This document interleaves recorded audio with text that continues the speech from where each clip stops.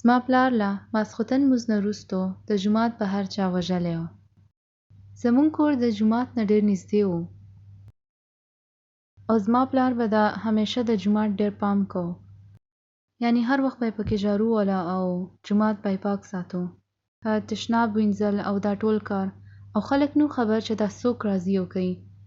ټولو ته زما پلار مرګ نه وروسته معلوم شو چې د هغوی هر څه کول. ځکه چې زما پلار چا مخکې به هم څه کار نه کو، هر څه به یې پټ کول. هر ورځ یې سهار کار ته تلو نه مخکې به زما پلار جومات ته تو او ټول کار به یې کو او بیا به کار ته لاړ.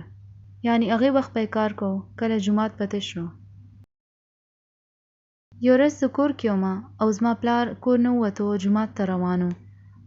نو ناڅاپه څه ډزې مې واورېدلې. نو ما ته دا احساس نه شوی چې چا ټوپک نه ډزه وکړه. ما ویل چې دا ماشومان بهر اور لوبه کوي، ځکه چې د امریکې ازادۍ ورځ تېره شوې وه.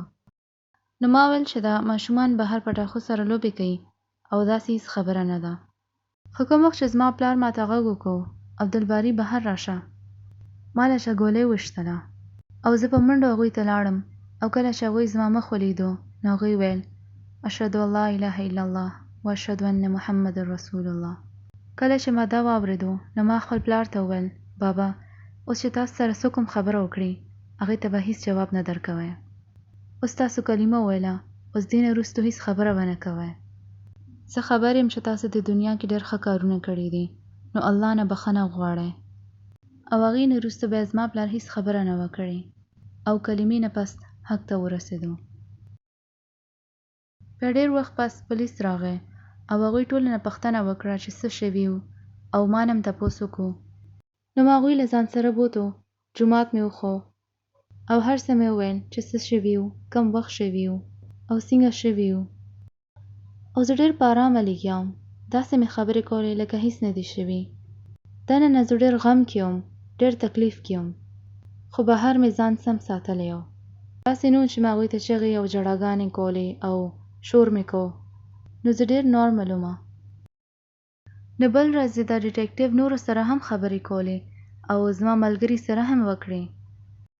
او بیا یې ورته ویل چې ما ژوند کې څومره هم قتلونه لیدلي دي، خو ما داسې څه نه دي کتلي.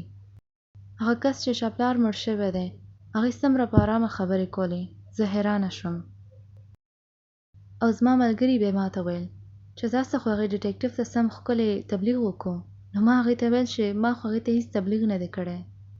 نو زما ملګري بیا ما ته وویل چې هغه ډیټیکټیو ما ته راغلی و چې ما دومره کاله د کار کې تیر کړل، خو زه حیرانه یم او دا خبره ما ته دومره عجیبه محسوس شوه چې چا کس هغې پلار له ووژنو او هغه بیا هم دومره په ارامه لګیا و.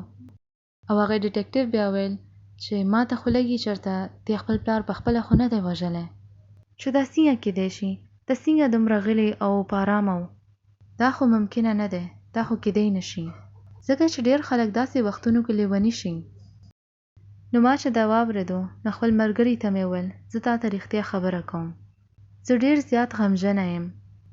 خو زما پلار له مرګ نه مخکې هغه شی میلاو شو کوم ته ډېر خلک خواهش لري، او زه نه یم خبر چې هغه شی زما نصیب کې شته او که نه، چې هغوی د آخري ټکي لا اله الا الله و. او نبي صلی الله علیه وسلم ویل چې کوم کس مرګ نه مخکې آخري ټکي لا اله الا الله به وي هغه به سم جنت ته ځي. نو زه خپل ځان نه یم خبر چې زه د دې قابل یم خو نه، چې دا شی زما نصیب کې به هم وي او که نه. زه خو دې خبرې خواهش کوم چې کوم ورځې زه مړ شم نو زما هم د داسې نصیب وي. تاسو خبر یې چې حضرت عایشه نه چې تپوس وکړو چې هغه کومه دوا ده کوم نبي صلی الله علیه وسلم هر وخت وایي، کومه هر وخت هغوی ژبې باندې وي.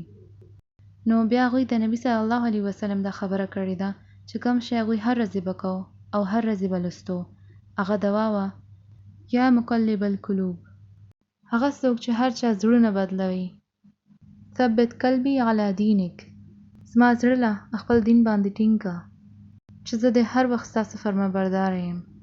نو دا هغه دوا وه کوم نبي صلی الله علیه وسلم هر وخت به لوستله.